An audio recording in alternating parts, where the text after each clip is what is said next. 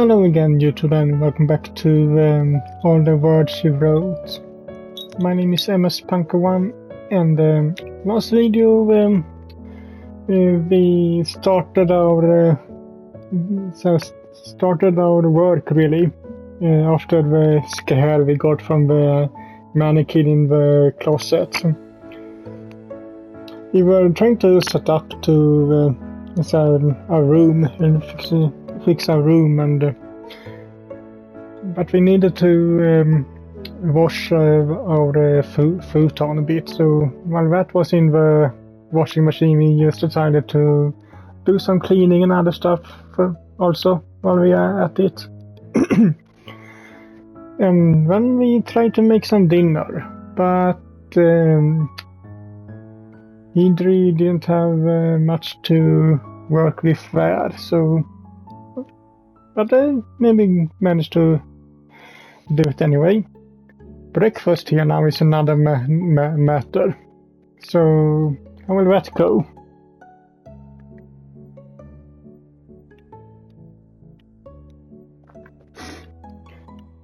Yes, I had to. This is an emergency. I stared at Hijiri from across the table, my arms folded. It's been about an hour since I knocked on Hijiri's door, imploring for her presence. She must have been asleep when I knocked. Not that that's a surprise, because it took her a while to respond. When she did, her voice was thick and sluggish, as though she only just been pulled from a dream.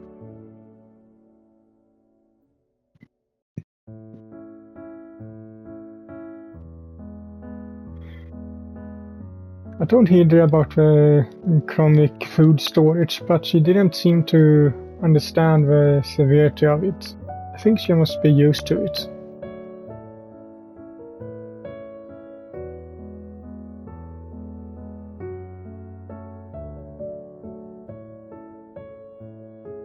Hijiri tried to shoo me away, but I was persistent.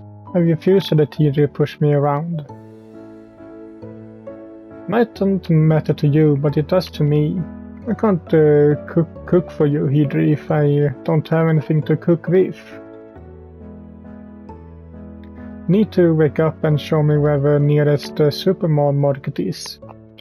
The map app on my phone isn't working properly, and I get lost on my own. After a bit of toing and throwing, I was finally able to convince Hijiri to leave the warmth of her bed behind. It took quite a bit of doing, though. It was like pulling teeth.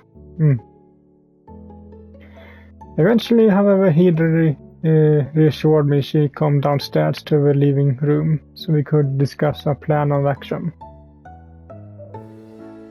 Alright, I hold you to that, but don't take too long. It's 8 AM already. My mother always serves breakfast around this time. Any later needs throw, and I throw off the rest of the day meals plans. Don't go back to bed, you hear?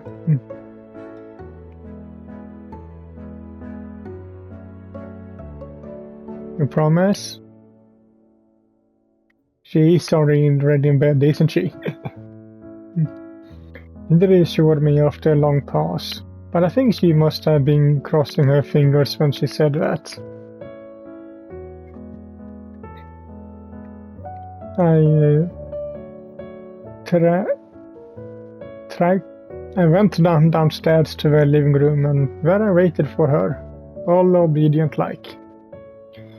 Wouldn't be nice to sip a cup of green tea while waiting, but there were no tea leaves to be had. During this time, there was nothing for me to do. Hijiri kept me waiting so long I started to wonder whether she'd fall into some kind of rift in the time-space continuum. Eventually, after half an hour, I felt obliged to head back upstairs and knock on Hijiri's door for a second time. What are you doing in Hijiri? Getting ready to shouldn't take this long. You haven't fallen asleep again, have you? You promised you wouldn't. You have to eat 1,000 needles for that.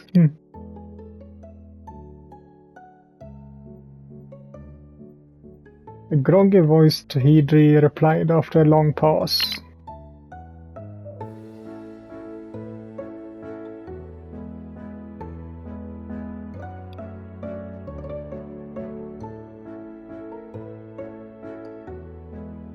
That's a good point. I guess most people don't.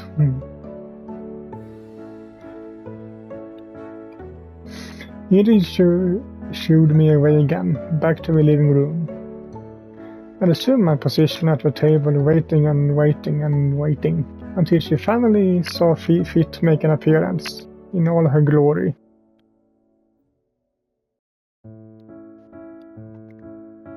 Well, I say glory, but Hijiri looks just like she did yesterday.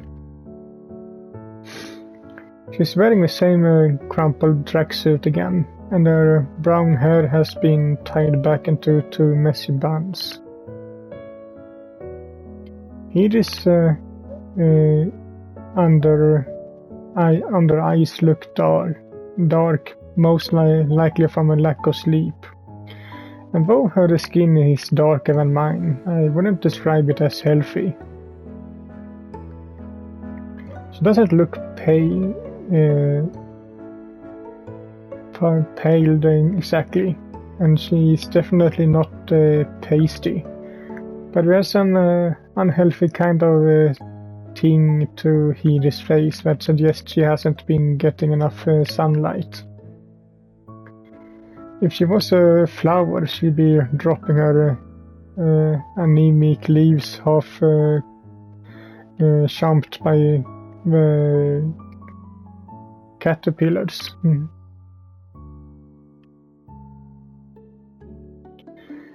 Right now Hijiri's sitting off to one side in a corner of the living room. The sunlight can't quite penetrate her head. Her head is bowed, expression sulky. I can't help but wonder whenever she's some kind of vampire. I'm almost tempted to believe that, based on how barren her fridge and kitchen cupboards are. If she's a vampire, it stands to reason she wouldn't need to eat food like us, being boring ordinary humans. Although instant noodles and rice crackers would suggest otherwise, though.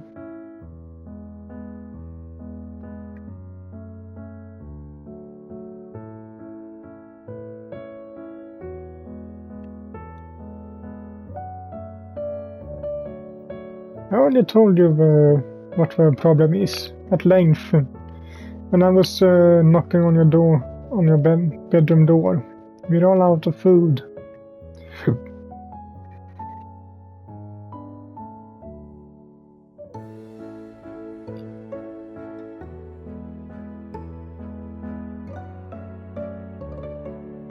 That is early.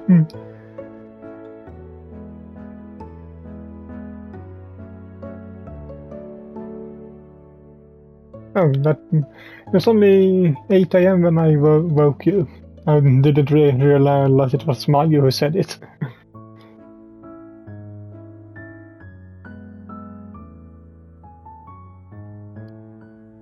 Most working adults wake up at 7, you know.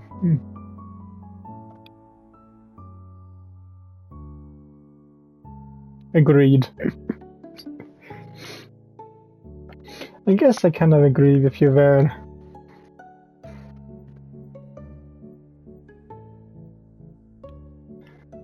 Kind of lazy myself, and I love laying in.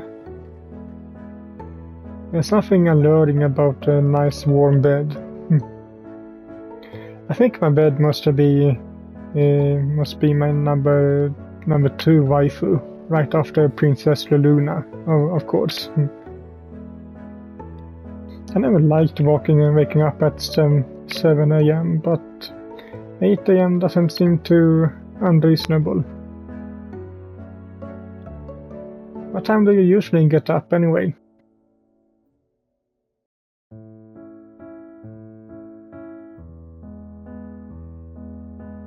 But if you had to estimate.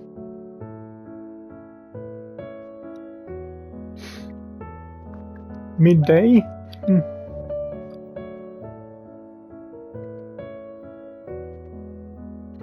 Hijiri shrugs carelessly.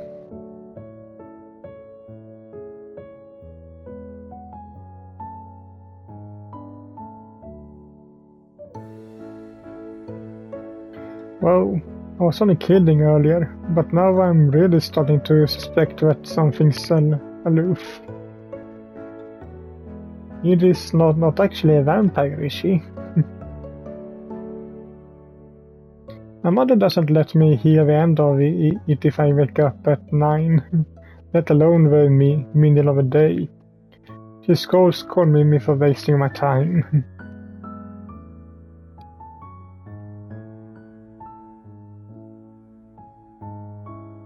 She can be, yeah, but I have to side with her on this one. Can't be healthy, you know, keeping such strange hours. Well, I do it myself, and yeah, I think it's working out. It's no wonder you're so tired all the time.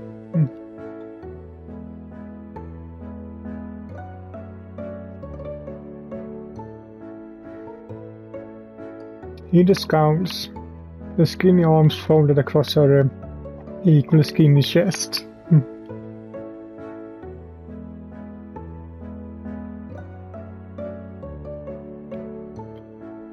But I'm worried about you.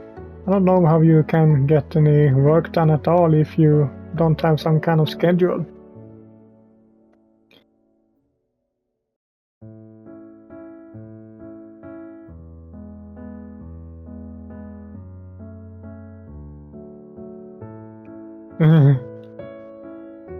Uh-huh. So she admits it.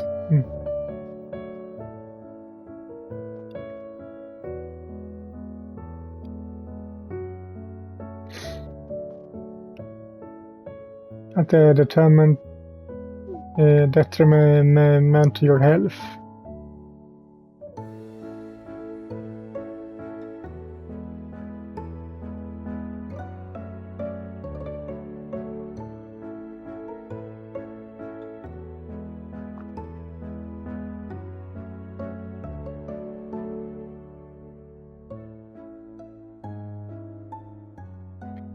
No, that's not true. I saw in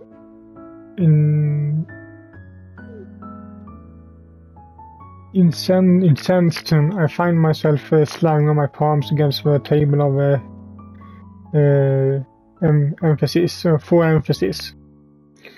I remember Sai doing the same thing yesterday, whilst in the middle of lecturing Hijiri. I guess there's something about Hijiri's deadpan demeanor which invites fiery resorts like this.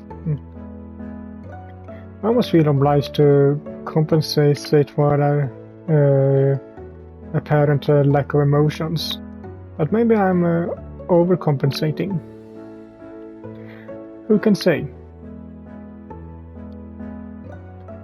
I love Elf Forest because you're the one writing it, Hijiri. Wouldn't it be the same without your vision to guide it? I read a few other light novels, but they all feel shallow compared to Elf Forest. Nobody else would do a better job at writing Luna. If you get hurt or, I don't know, die, her story or will never get finished. No, not the way it should be. That's why you have to look after yourself. Your fans will love you. She is blushing. Silence descends after this little outburst of mine. I sit back on my hunches, my face flushed. Adrenaline is coursing through my body, and my hands are shaking. I always get like this when I talk about the elf forest. No other piece of media gets me this worked up. I explained my feelings about it to Nina countless times, but she doesn't get it. She says my obsession with elf forest is weird. I hope that Hijiri at least understands where I'm coming from. Surely she should, even if nobody else does. Hijiri is the one who wrote Elf Forest. Without her, Princess Luna wouldn't exist. Uetsuki or Astra, and Luz, and Cornelia, and Vita, and all the other characters I love so much.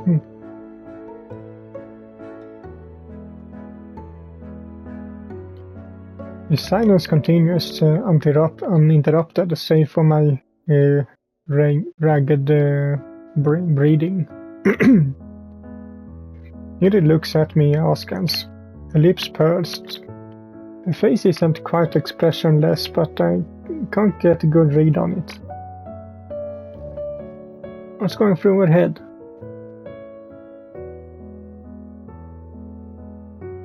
Hijiri sighs. Then she says,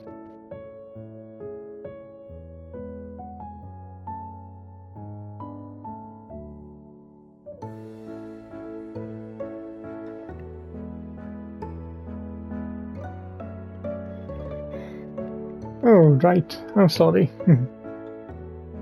I smile abashed and press my index finger together. The fingers together. I didn't mean to be so bombastic. It just kind of happens whenever I talk about Elf Forest. I love Elf Forest a lot.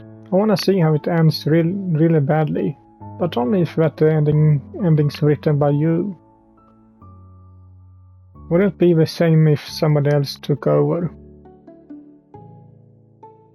That's why I want to look out for you. You need to sleep well and eat well if you're going to write well.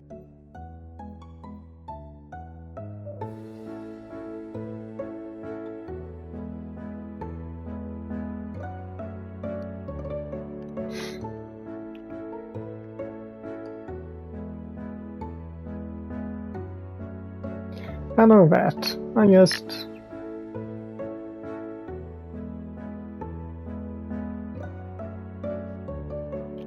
Hijiri's jaw tightens.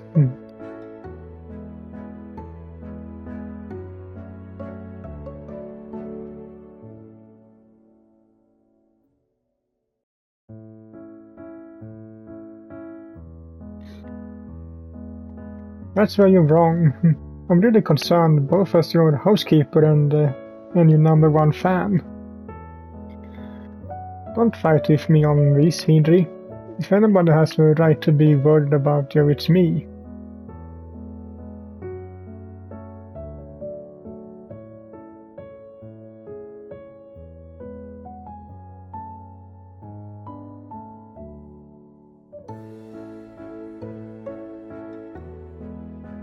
But Hijiri...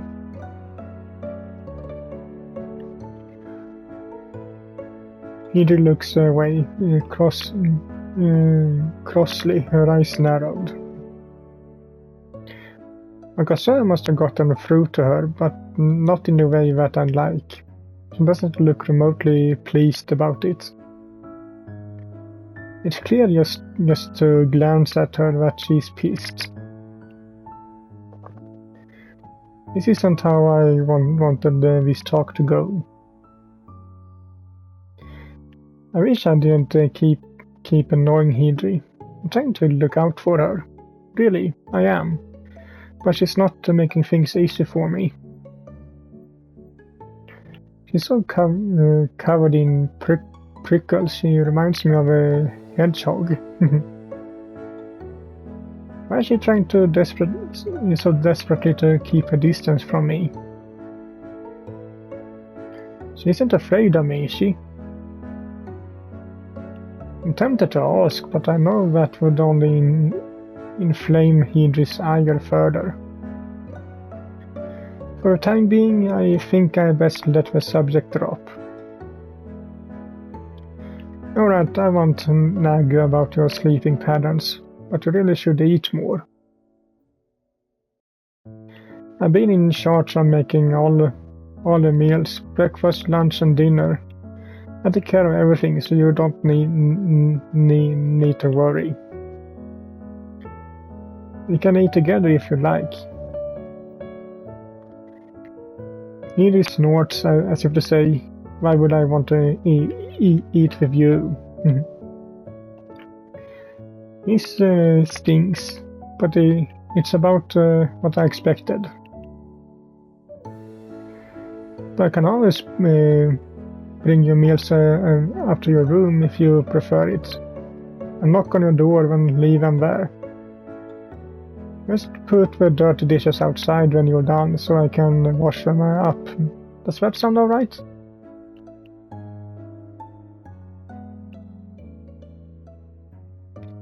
He relents with a small nod of her head.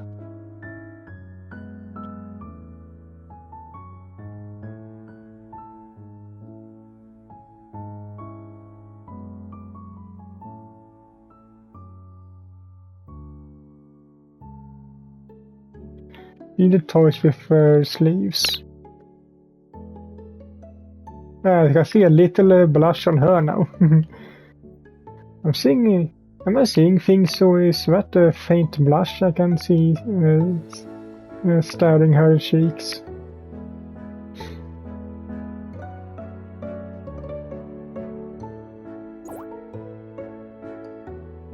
Really? My heart swells with hope. Finally we're getting somewhere. Did you like it?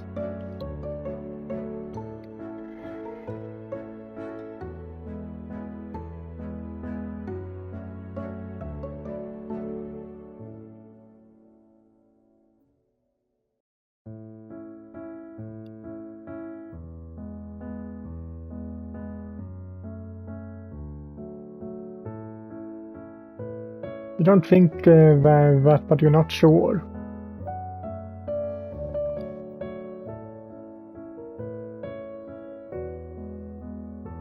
Right. I smile awkwardly. That's not exactly high praise, but I suppose I take it. Need to celebrate these small victories with Hijiri while I can. I suspect being a concessions are all be getting in the imminent future, until Hijiri learns to trust me, which might take months.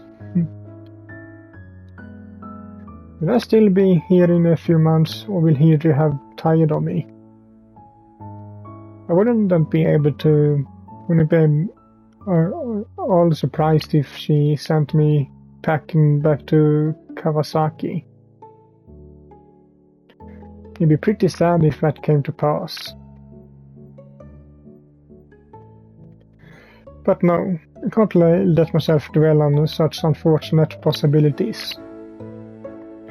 Hijiri won't send me away, not if I work my hardest. I'll make myself indispensable to her, until she has no choice but to accept me, and to love me. My plan really is foolproof.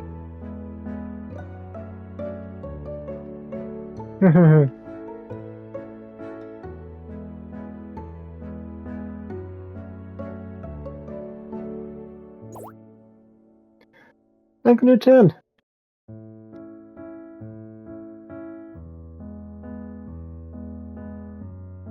Oh, right. I'm sorry. I got to be careful around Hijiri.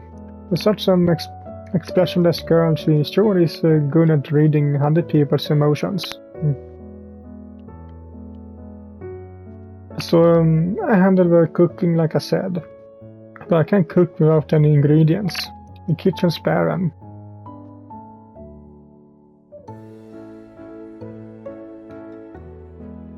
Well, yes, but...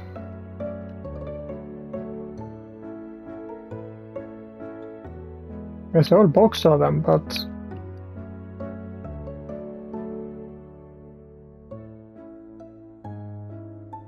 I think you're being a bit pedantic.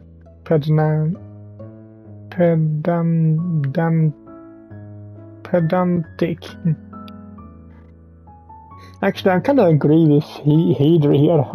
I don't really eat breakfast at all. So really, but I think it's a bit too much when people go about need sandwiches or cereal or whatever else you have on your breakfast table. It's a bit much.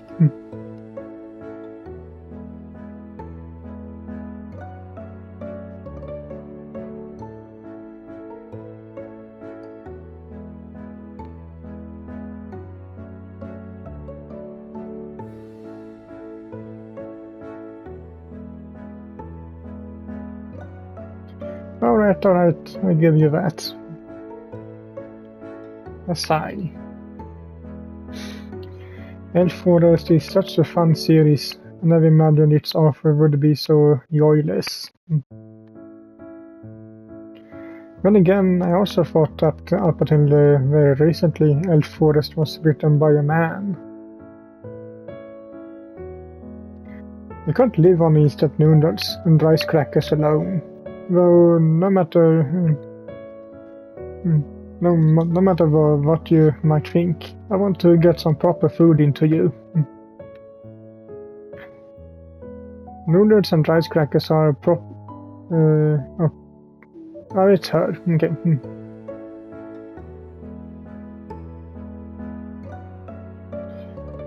Not nearly enough. You need some veggies in your diet too, meat and rice.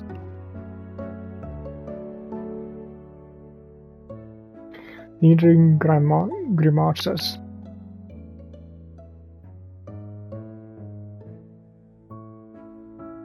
It's a wholly appropriate amount of food that's necessary if you want to grow up and up healthy.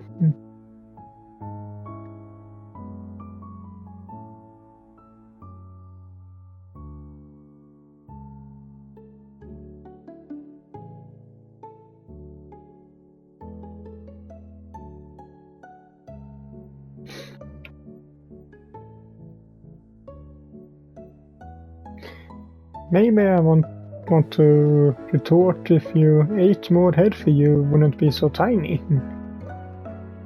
Your words are on the tip of my tongue, but I swallow them back. I can't imagine they accomplish much other than provoking Hijiri's temper. I wonder if she has a complex about her looks, like Astra does about her flat chest.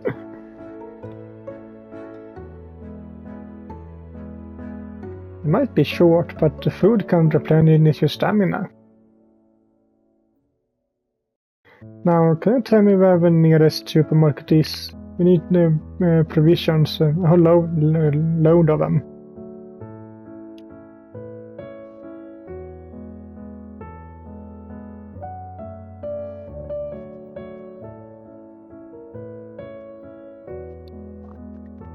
So there is a convenience store out here. I was wondering about that. I guess I must have missed it.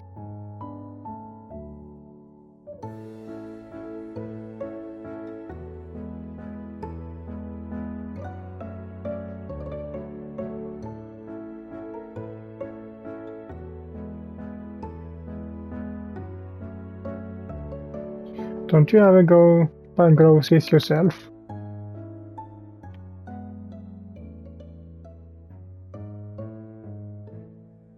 Yeah, I figured as much. Ask a stupid question.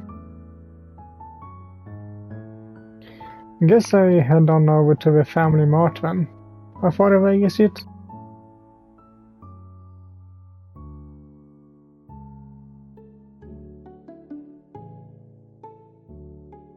Hijiri smiles thinly.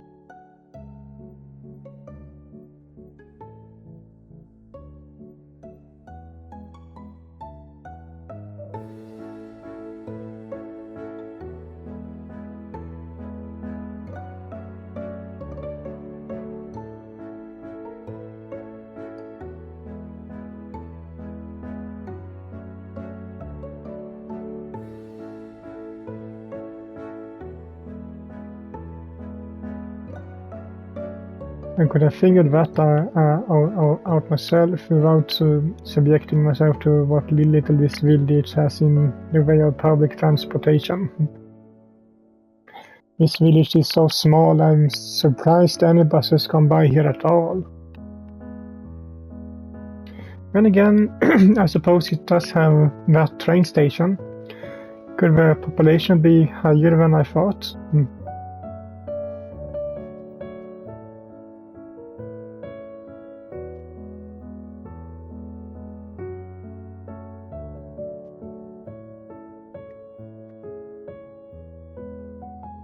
Don't you feel like it?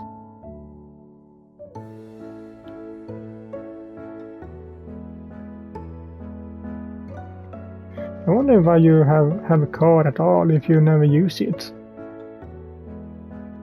I shake my head. Fortunately for the two of us, I can drive.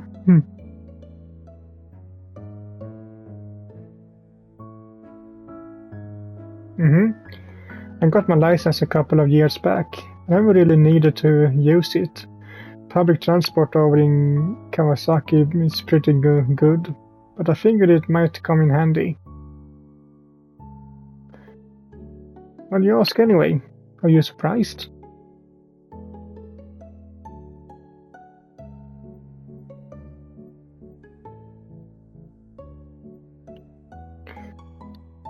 I worried about that myself too. I failed my test 6 times until I finally passed. That was huge weight on my shoulders. Not driven since then, so I'm probably pretty rusty, but it should work out fine.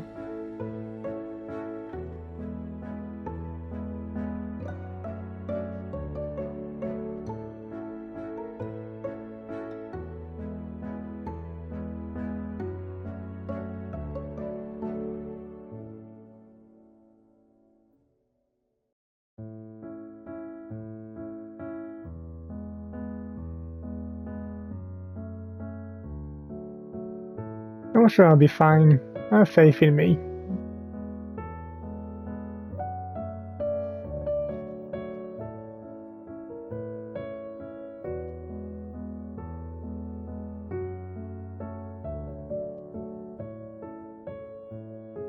I'm just trying to be optimistic. So I'm going to come with. I'm not very familiar with this area, so I need somebody to give me directions.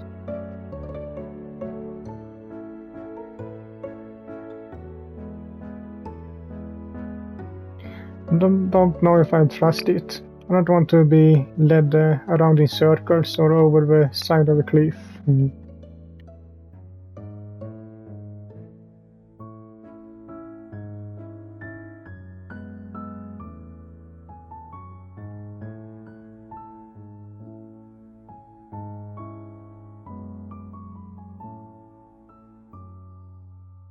Hijiri looks me up and down, lips pursed.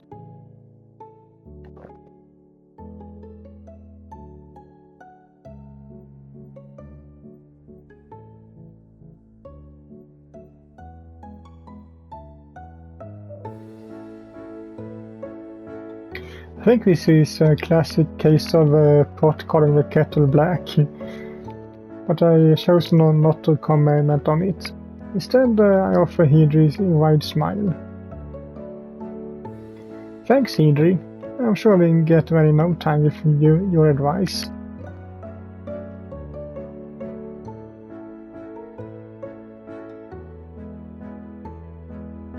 I'll be super careful, don't you worry.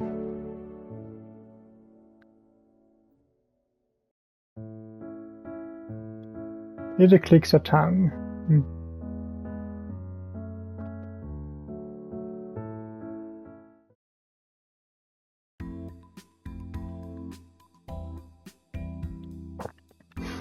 Okay, well, I think that will be it for this video, so hope you liked it, and if you did so, leave a like to it as usual, and I will see you all in the next one. Bye!